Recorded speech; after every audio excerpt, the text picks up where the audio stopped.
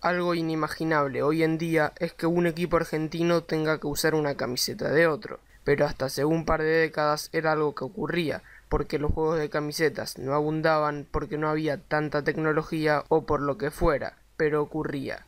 Por eso, el día de hoy les traigo 12 casos de clubes argentos usando la pilcha de otro equipo. 2 repiten en el listado y 3 son usando de clubes del exterior y 9 de nacionales. Seguramente pasó más veces, pero los registros fotográficos no abundan, así que se consigue lo que se puede. Por cierto, como en el video de equipos argentinos usando camisetas de selecciones, le quiero dar gran parte de los créditos a la página Nuna Baldosa, que siempre es útil para la realización de este tipo de contenido. Ahora sí, empecemos. El primer caso data de 1948. Resulta que Racing y Estudiantes tenían un amistoso pactado a beneficio del Hospital de la Cruz Roja de Villa Ballester, pero surgió un imprevisto. El equipo platense se bajó a último momento porque tenía muchos jugadores lesionados. Entonces a José Barreiro, delantero en ese entonces del Pincha, se le ocurrió ir a buscar en auto a los que eran sus compañeros hasta el año pasado. Algunos se negaron porque el funebrero había tenido partido los 2 días anteriores, pero la mayoría accedió. Así fueron hasta el estadio y Chacarita jugó con la camiseta del Pincha. El diario de la época dice que fue como homenaje. Para mí, más bien habrá sido porque no tenían otras a mano. El duelo lo ganó Racing 2-1.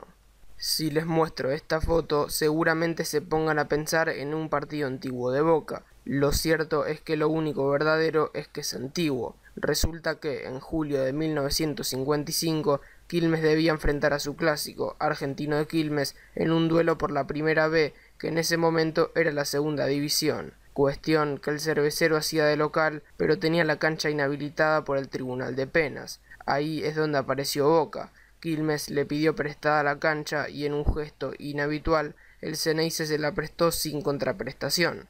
Como agradecimiento, el local salió a jugar con la camiseta del Club de la Ribera. El clásico quilmenio terminó 1-1. El siguiente caso vino un año más tarde, y espero sepan entender que ya encontrar una foto es demasiado. El 25 de agosto de 1956, el Club Atlético San Telmo recibía a Liniers. No hay una razón concreta de por qué el candombero salió a la cancha con una casaca idéntica a la de Gimnasia, pero sí una suposición bastante verosímil. Primero que nada, porque Liniers jugaba con casaca celeste y se pusieron lo primero que vieron, pero se cree que no fue tan lo primero, sino que había algo detrás. Se dice que el presidente de San Telmo en ese entonces, el doctor Osvaldo Valeto, simpatizaba por Gimnasia, comenzando su amor por el tripero cuando estudió medicina en la Universidad de La Plata. Y para evitar chistes obvios, les comento que ese año San Telmo fue campeón, teniendo además su récord de 25 partidos sin perder. Y seguimos con el mismo club porque 5 años más tarde vistieron durante muchos partidos la de River. El motivo fue nuevamente dirigencial. Varios dirigentes, especialmente el vicepresidente Pedro Eliseo Amor, que era el hombre más rico del club, era fanático del Millonario, por lo que decidió, a pesar del rechazo de los hinchas, jugar con la banda roja. Me parece que en San Telmo deberían ser un poco más supersticiosos, porque en ese año también fueron campeones, logrando nuevamente el ascenso a la segunda categoría.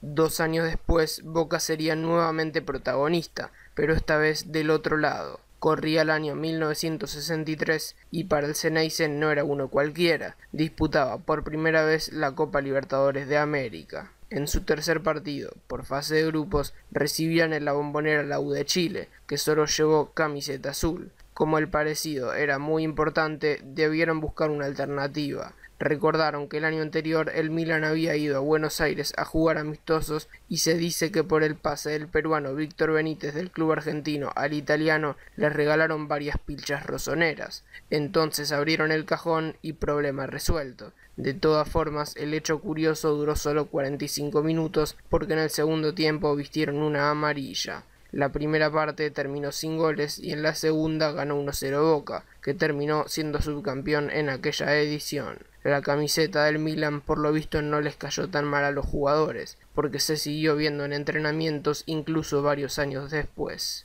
En 1966, River perdió insólitamente la final de la Libertadores contra Peñarol, tras ir al entretiempo ganando 2-0. Gracias a esa final, hoy se conoce al club con el apodo de Gallinas. 5 días después de ese doloroso partido tenía un compromiso pactado en Chipoleti, Río Negro versus Colo-Colo de Chile. Se desconoce si fue como homenaje al club de la ciudad por el duro acontecimiento que había ocurrido hace menos de una semana o simplemente porque se podía llegar a confundir con la blanca del cacique.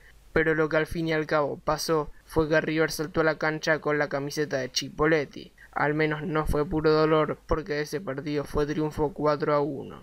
1976 fue muy buen año para Platense. Ascendería por segunda y, hasta el día de la fecha, última vez a primera, siendo campeón. Después estaría 23 años en la máxima categoría. Ese año el Calamar hizo de local en el León Kolbowski de Atlanta, porque desde 1971 no tenía estadio y no lo tuvo hasta el 79. Por este motivo, Platense usó varias veces la camiseta del club de Villa Crespo. En la foto se puede ver a Carlos Gómez y Daniel Pavón, dos jugadores que en ese momento defendían la del marrón. También leí por ahí que Racing usó la del Bohemio en 1981, en un amistoso contra Talleres en cancha de Atlanta, pero no encontré ninguna foto, por lo que no puedo confirmarlo. Pasó tan solo un año para que volviera a ocurrir algo así, y fue uno de los dos casos más extremos de la lista. Vélez hacía de local en cancha de Ferro porque la Amalfitani estaba siendo remodelado para el Mundial del 78.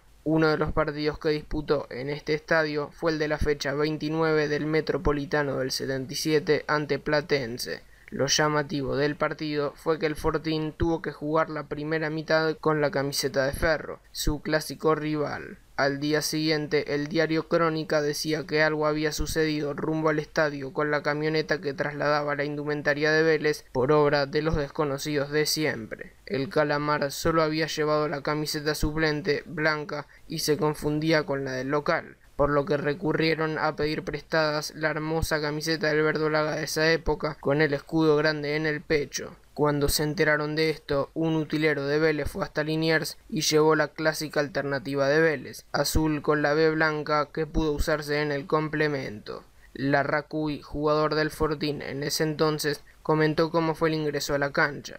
En el túnel escuchábamos los gritos, pero cuando asomaron los primeros 5 o 6 muchachos se callaron todos. De pronto veían una camiseta verde en vez de la blanca o la azul. Con la pilcha verde ganaron 3-0 y el partido terminó 5-1. Esa misma tarde Ferro caería por el mismo resultado contra Atlanta en Villa Crespo. Por cierto, les dejo esta joyita de 1933 de Ferro usando una casaca muy parecida a la de Vélez, justamente el mismo año en el que la entidad velezana adoptó la B azulada. 3 años más tarde volvería a haber un caso de estos, y nuevamente River sería protagonista. El Barcelona organiza desde 1966 el trofeo Joan Gamper.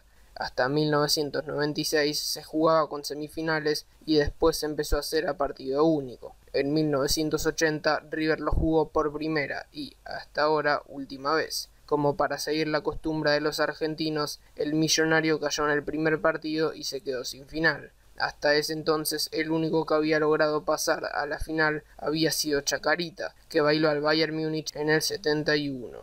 El caso es que el tercer y cuarto puesto era River versus PSV de Holanda, y ambos habían llevado solo la titular y coincidían los colores. Entonces los que albergaban el torneo les dieron de las suyas. Lo curioso es que no eran las titulares sino las suplentes, que tenían una banda pero entre sus colores estaban los de Boca, amarillo de fondo y la diagonal mitad bordó y mitad azul oscuro.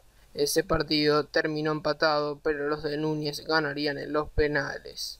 El 19 de noviembre de 1983 fue un día feliz para los hinchas de Atlanta. Empataban 1-1 con Central Córdoba y ascendían a primera siendo campeones de la Primera B. La curiosidad del Do-Party fue que los rosarinos jugaron con la casaca de Newell's, porque hacían de local en el Coloso del Parque y la similitud de camisetas y falta de suplentes llevó a que los locales deban buscar una alternativa. Al final utilizaron la hermosa Adidas blanca con detalles rojinegros en los brazos que le pertenecía a la lepra. El otro caso extremo se daría en 1987 y sería por el mismo motivo que casi todos los anteriores. Si ven la foto y saben bastante de camisetas, seguramente piensen que es una formación cualquiera de Defensores de Belgrano, pero no. Justamente esos players son de Excursionistas, su clásico rival. El partido era contra La Ferrer, que también viste de verde y blanco. Al igual que en Central Córdoba y Newell's, la camiseta era una muy linda Adidas, marca que acostumbraba a vestir a muchos equipos del fútbol argentino en esos años. Ahora, ¿por qué usaron la del dragón? Yo leí que por dos cosas, las dos relacionadas a buena relación. Por un lado, que fue entre los cancheros de ambos clubes, y por otro, entre dirigentes. De todas formas, tras el 0-0 en la primera parte, el villero salió al complemento con un azul del centro asturiano, que había llevado un directivo mientras se desarrollaba el encuentro. Al final fue triunfo 1-0 para los doble camiseta. Almagro y Gremio tienen una de las amistades entre clubes más grandes de Sudamérica, al punto de que hay hinchas que viajaron especialmente a apoyar al otro club. El motivo de la unión es evidente, la similitud en los colores. El asunto es que en 1995 el tricolor argentino saltó a la cancha por algún motivo con la del brasilero. Ese vibrante partido contra el CADU terminó 0-0.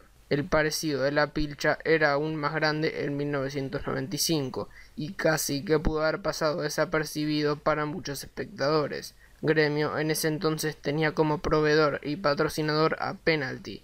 Almagro justamente había dejado de tener hace muy poco a Penalty en ambos rubros, por los que algún despistado con el tema uniforme capaz ni se enteraba, salvo por un solo detalle. El escudo del tricolor gaullo fue tapado con un parche blanco. Y como me quedé manija de cerrar con algo más actual, les muestro esto que ocurrió en 2014. El Sudamérica de Uruguay, conocido al menos por mí por los famosos traspasos puente, jugó contra Peñarol con la camiseta de Chacarita.